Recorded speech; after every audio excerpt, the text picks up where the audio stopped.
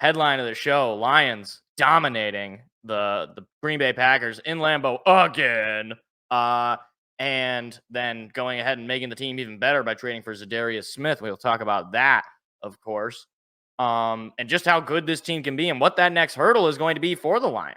Because at every hurdle where we think, and myself included, maybe reality is going to have a say. Maybe this team is going to, reach a bit of a stumbling block.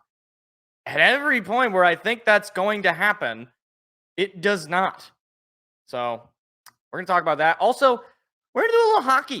We're going to spin a little hockey. I actually went to the Red Wings game this past weekend, Saturday night, my first trip to the LCA since it opened. I've never been to the LCA. I've been to Joe. I've been to Red Wings games. I've been to Pistons games. Let's relax. Everybody calm down.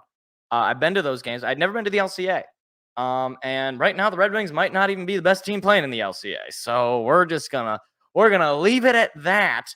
And we'll get to it in a little bit because I got a lot of ranting and rambling that I got to do about this team. Because frankly, despite the win, we have to talk about it. We had to talk about it. And then obviously we got to pick 'em. And I'm going to talk a little bit about college football, but I got to be honest with you guys. I didn't watch a single minute of college football this weekend. I didn't watch any of Michigan State. I saw they were winning by 10, and then I look again and they're losing by 100. Michigan got destroyed by Oregon. Okay. And that's pretty much all I got to talk about. I'll briefly talk about Penn State and Ohio State, but that's I didn't watch the game, so I can only tell you. I'll only just yell about things. But let's just start with the NFL because it's what everybody has on their minds right now. So the Lions, once again, dominant. At this point, win number 6 in a row. I want to say I heard a stat. The last time they won 6 straight was like 30 years ago at this point. Like undefeated on the road. And to win this game in this way, I mean, it's like, what kind of a game can't they win? It's like you had week 1 where they won a game where it was pretty low scoring, and for the most part, and it went into overtime, right, where the Rams kind of came back a little bit. And you also had the other game on the road against Minnesota where it was a late game. You're kind of losing the lead. You were collapsing, fumbling the ball, scoop and score. You got to have a last-second drive and a game-winning kick. I got it done. Then you had the special teams victory over the Titans where the offense really wasn't able to move the ball down the field, but your special teams like, all right, we'll just set you up in great field position and we'll get some turnovers to help the offense be able to score.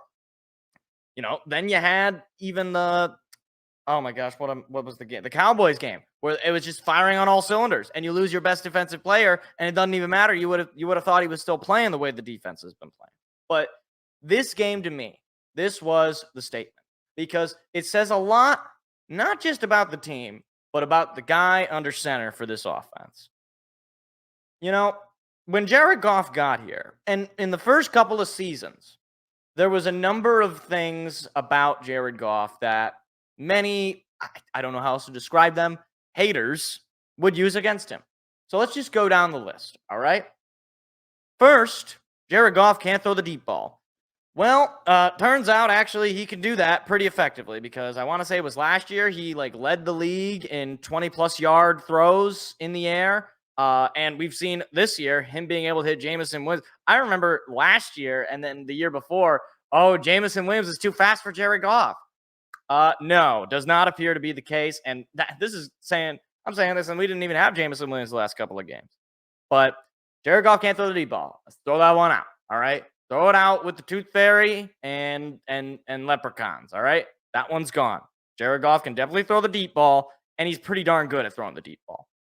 Then it was Jared Goff can't win the big games. He can't win under pressure. He can't win when all the lights are on him, when it's national TV, when it's prime time. And no, actually, he did. He won on the road to win the division last year. And then he won 2 home playoff games and very well could have won a third on the road if Josh Reynolds' hands weren't made of stone. But so there's that. We could just throw that one out, right? This is another thing. I mean, we'll see if he can, but we'll get to the last point because then it was, he's playing in a dome. He can't play can't play in the elements, can't play in the cold weather, in the rain, and whatever, right? because, he played at Cal in college, right? Then he played for the Rams. They play in an indoor stadium, or I believe for a time they were playing outside, but it was Los Angeles, so you really don't have to deal with the elements. Now he's with Detroit. Home environment is an indoor stadium. Much of the division rivals, or at least one of the other division rivals in Minnesota, they also play in a dome stadium, so you don't have to deal with the elements there. So he can't play in the wet. Well, we got to throw that one out also because he just did. I mean, do you want me to just tell you? Fine. 18 for 22, 145 yards, touchdown, sack just once, 109 quarterback rating. Was it, Joe Montana? No, it wasn't. But he didn't make any of the mistakes. He kept you in it. And frankly, that fourth down and goal where he threw that pass to Amon-Ra, that's at least as much on him being able to make that throw as it is on Amon-Ra to catch that football. So we could just throw that one out, right? And if you go back and you look at that game, it's as if the game plan did not alter based on the weather. They were throwing it at the same pretty much rate that they would have thrown it if this was in Ford Field. So we could just get rid of that. So at each and every step I get to, the hater's position of, anything that Jared Goff is incapable of doing is proven wrong, right? Can't throw the deep ball? Nope, he can. Can't win the big games? Nope, he can. Can't win in the weather? Nope, he can. What even is the next thing for him? Because as far as I'm concerned, it's not that he's just a good QB or that he's a game manager, quote unquote, whatever that even means. I've heard that title thrown around against guys like Tom Brady. And it's like, okay, if being a game manager means you're Tom Brady, then I want to be a game manager. Like the way, if it's a bad thing, then fine. I want that. I want that all the way. So what is this notion that he is just that? It's just wrong at this point. Like, he's not just good. He is elite. He's in the same category, and frankly should be talked about in the same category that guys like Mahomes, Allen, and Lamar Jackson are in. And you can call me a homer. You can call me a Lions truther, a Jared Goff, fanboy, all you want. Just look at the numbers. All this guy does is win. He's incredibly accurate, and he's probably the best quarterback in the National Football Conference. Like, he very well could win a second straight division title the way the team is going, and he very well could win a Super Bowl this year. And frankly, all he gets is disrespected as if, well, he's good, but he's not in the Allen, in the Mahomes, in the Jackson class. Tell me why he's not. He's got the team with the second best record in the NFL right now, and frankly could be undefeated if not for a bad game by the team as a whole against Tampa Bay. Look, and that's just Jared Goff.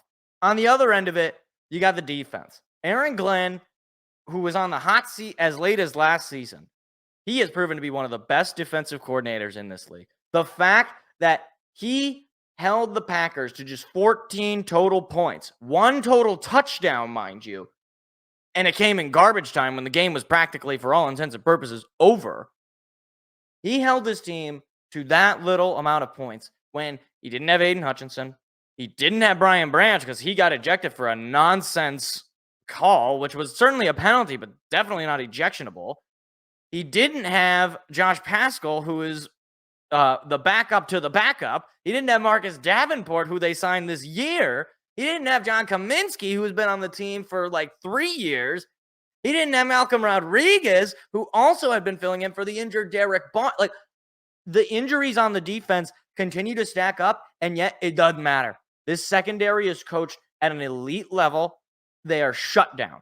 I mean, pick your poison as far as which receiver you want to throw the ball to and who's covering them. Because it's either going to be Terran Arnold, who's really starting to come on his own, Carlton Davis, who is playing at a Pro Bowl level, Amik Robertson, who I think is highly underrated, or you got to deal with the two-headed monster safety of Kirby Joseph and Brian Branch. Like, that basically just and you can't run the ball on us, basically. Like, because you got DJ Reader and Ali McNeil and Levi Onwuzurike. So have fun, basically. And all of that is on top of the myriad of injuries. We're getting the most out of our guys. Aaron Glenn coming back to this team. The fact that this defense is this good at this stage in the year, playing all sorts of different teams. Green Bay has a pretty decent, I think, a pretty decent passing game at times, right? When Jordan Love is clicking, he can click, right? When he can hit his guys. And Aaron Glenn is doing it largely with a lot of guys who normally don't spark. I mean, Jalen Reeves-Maybin, who is a special teams captain on this team, who is probably more known for the fake punt against the Chiefs last year, where he ran it for a first down. Like, Aaron Glenn is playing at an absolute elite level. And frankly, at this point, look, I've talked about it, and I talked about it going into this year. Look, the Lions have got to be Super Bowl favorites at this point. I mean, you look at how the Chiefs play, and there's no disrespect. The Chiefs are undefeated. They're obviously they have the best record in football, right? They're the reigning champ. Patrick Mahomes could retire tomorrow, and he would be a Hall of Famer.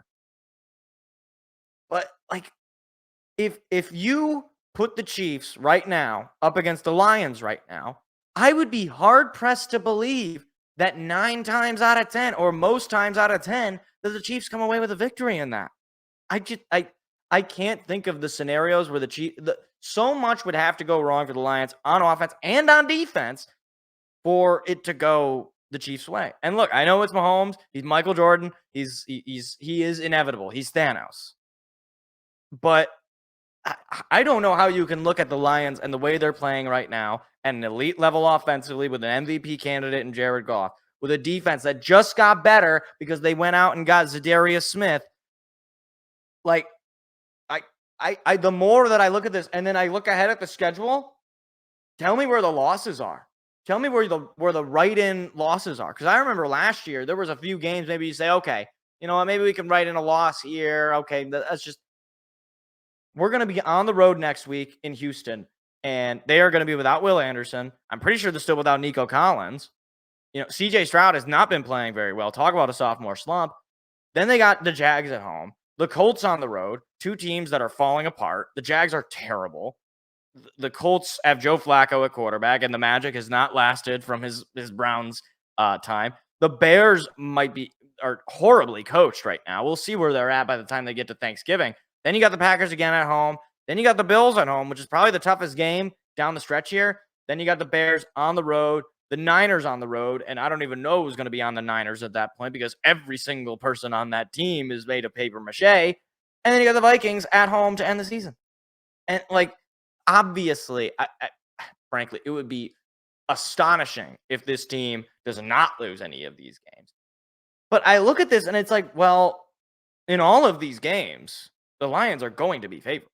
Right? Short of a collapse of immense proportions, pretty much all of these games you can write in, well, the Lions are going to be at least 3-point favorites or 2-point favorites at the bare minimum. I mean, you've already gotten through 2 on-the-road divisional matchups. You have just one more the rest of the year. And frankly, it was the one last year where you did end up losing that game on the road, which is exactly the same thing that happened. You are set up right now where you could win the division before, the end of before mid-December. Just the way that it's going. If you beat the Bears on Thanksgiving and the Packers the week after, depending on what happened the few weeks before and how the rest of the division is going, we could have this division locked up before the 10th of December. People's Christmas gifts could still be getting shipped before the Lion, or people's Christmas gifts could have been just shipped by the time the Lions win the division. I lost my train of thought and my words because I'm just so excited talking about how good this team is. And look, to end this little segment here, because I've been ranting a little bit for it, I want to make a comp to a team that I did not like, and I still don't like, and that was last year's University of Michigan team. Now you could see, all right, I bleed green and white, all right. I hate Michigan, and I still think that team was a bunch of cheaters. But let me tell you something. That team was a team on a mission. It didn't matter what happened to them. Oh, your best offensive lineman just, had his leg fall off on national TV? Doesn't matter. Blake Corum just ran for a touchdown. Oh, you're going up against Nick Saban in Alabama, and you're, down late in that game? Oh, doesn't matter. Blake Corum, touchdown, overtime, game winner. See ya. Oh, you're going up against an elite wide receiver room and a future first-round pick at quarterback? and probably the best Washington team to that point. Doesn't matter. Donovan Edwards just ran for 1,000 yards. Like, this feels like that same energy of a team that, the year prior, I think, frankly, got embarrassed in the NFC Championship game, right? Same thing happened to Michigan, right? The year prior to them winning the title, right? They get embarrassed to TCU in the playoffs. This just feels like a team that took it personally, to quote Michael Jordan. They are going to win the Super Bowl come hell or high water. Like, we'll see what ends up happening if the narrative can shift. Because that's the thing. In the NFL, you can change your story week to week. And we'll see if they get their doors knocked off by Houston next Sunday, maybe we do have to take a step back and say, look, maybe it was a little bit of a mirage. But I just don't see that happening. I just don't. And again, maybe I'm just a homer. Maybe I'm just a big lion slappy, and you can, call me out for that. That's fine. I make no mistakes, and I make no qualms about the fact that I'm a Lions fan and I'm going to be biased. I'm just telling you how I see it. The way this team is playing, they're like a freight train with, kittens in front of it, basically. They're taking teams and embarrassing them on national television. When was the last Lions game that, I'm stressed about every game, but realistically, I guess you could say the Vikings game on the road, that was probably the closest game we played. Outside of the Vikings game, the Rams game, that was pretty close. Rams nearly came back, or they did come back. You had to win it in overtime. The Cardinals, you took control of that game early and you never looked back. The Seahawks took control of that game, never looked back. Cowboys knocked the doors off them. Titans knocked the doors off them. Packers knocked the doors off them. That's 5 out of your 7 wins where you basically just, strangleholded a team, and then, maybe you took a quarter off, right? Like in the Cardinals game, we basically just took the second half off because we knew you're not beating us. You're not getting through our defense. It's just not going to happen. So, look, this team, I thought I loved last year's team, but this team looks like last year's team on steroids. So, as far as a Super Bowl is concerned, yeah, I'd be disappointed if we don't even make it at this stage. So, yeah, that's where we're at. Hi, it's me again.